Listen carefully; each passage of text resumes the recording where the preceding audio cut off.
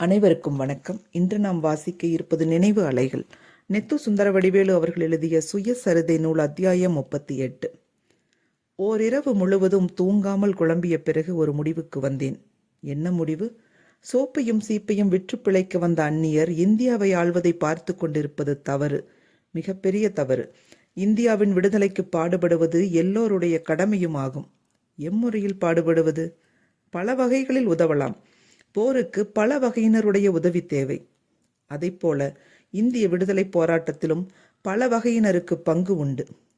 போராட்ட களத்தில் நிற்பதற்கு பயிற்சி பெற்ற வீரர்கள் தேவை. அவர்களுக்கு பின்னணியாக பல தொண்டுகளை செய்யும் தொண்டர்கள் தேவை.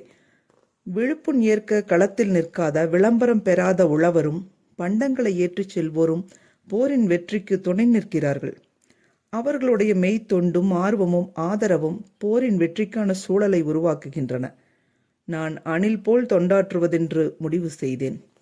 விடுதலை போராட்டம் தலை சாய்ந்த கதிர்களை விரைந்து அறுத்து களத்து மேட்டில் சேர்க்கும் பணி அல்ல. மாறாக காடு வெட்டி களனியாக்கி உழுது புதுப்பயிரிடுவது போன்று அரும்பாடு கொள்வது. இது பல்லாண்டுகளுக்கு பிறகே பலன் கொடுக்கும். இதற்கு முன்னணி தேவைப்படுவது போல் நீண்ட தொடர் அணியும் பின்னணியும் தேவை. நேரடியாக போராட்டத்தில் குதிக்கும் உந்துதலை பெறாத நானும் என்னாலான நாட்டு தொண்டை புரிய உறுதி பூண்டேன். ஈவேரா பெரியார் அவர்களின் எதிர்ப்பை தள்ளிவிடலாமா? அரசியல் விடுதலை ஆள்வோர் மாற்றத்தோடு நின்றுவிடக்கூடாது. அது நாட்டில் உள்ள அனைவருக்கும் நன்மை பயக்க வேண்டும். கடையரும் கடைத்தேற வழி செய்ய வேண்டும். சமுதாய நீதிக்கும் எல்லோருக்கும் வாழ்வளிப்பதற்கும் பயன்படாத அரசியல் விடுதலை கன்று ஈன முடியாத மலட்டு பசுவிற்கு ஒப்பாகும். வழக்கு பிறந்தால் நீதி பிறக்கலாம். பொதுமக்களுக்கு நீதி கிடைக்க எவராவது வழக்காட வேண்டும். நம் நாட்டில் அரசியல் உரிமைக்காக வழக்காட காந்தியடிகளார் இருக்கிறார். ஒட்டாத பல சாதிகளாக கிடக்கும் நம் சமுதாயம் கலப்பு சமுதாயமாக எத்தனையோ தலைமுறைகள் பிடிக்கலாம். அதுவரை பல வகுப்புகளுக்கும் உரிமை கேட்டு பதவிகள் கேட்டு வழக்காட ஈவேரா பெரியார் இருக்கிறார். பிந்திய வழக்கும் தேவை. நாடு எல்லோருக்கும் பொது உடைமை. அதன் வளமும் வளர்ச்சியும் சாதாரண மக்களுக்கும் பயன்பட வேண்டும். வகுப்பு வாரி உரிமையை ஏற்றுக்கொள்ளாத காலத்தின் நிலை என்ன? சமுதாயத்தின் பெரும்பாலோர் வெறும் கூலிகள். விலகி நின்று குனிந்து கும்பிட்டு பல்லளிக்கும் பாமரர்கள். தோட்டி வேலையும் வெட்டியான் வேலையும் ஆதி திராவிடர்களுக்கு. பங்கா இழுக்கும் வேலையும் அலுவலகங்களை பெருக்கும் வேலையும் காவல் காக்கும் வேலையும் மரத்தமிழருக்கு, படையோச்சிய வீர பரம்பரைக்கு.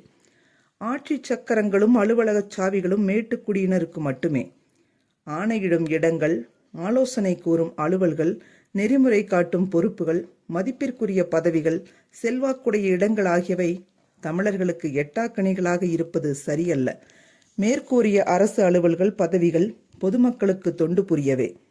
அவ்விடங்களை பிடித்துக் கொள்வோர் பொதுமக்களிடையே இருந்து வரும்போது பொதுமக்கள் பால் இயற்கையான பற்றும் பாசமும் கொள்ளக்கூடும்.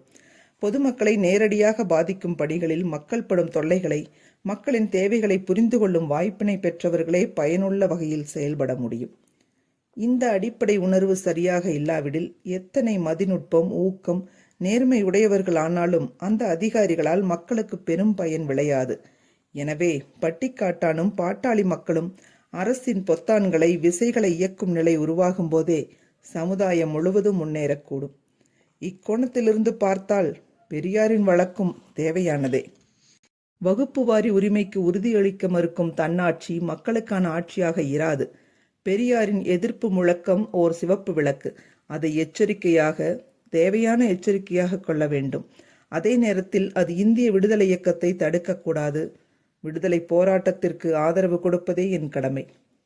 தன்னாட்சி, சுதந்திரம் என்பது குறிக்கோள். எல்லோரும் இல்லாவிட்டாலும் பெரும்பாலோர் விடுதலை போருக்கு ஆதரவு கொடுத்தால் எளிதில் குறிக்கோளை அடையலாம். வகுப்பு வாரி உரிமையை ஏற்றுக்கொள்ள மறுப்பதால் பெரும்பாலான அடித்தள மக்கள் விடுதலை இயக்கத்திலிருந்து விலகி நிற்கிறார்கள். அதை கண்டு நானும் விலகி நின்று வேடிக்கை பார்ப்பது சரியல்ல.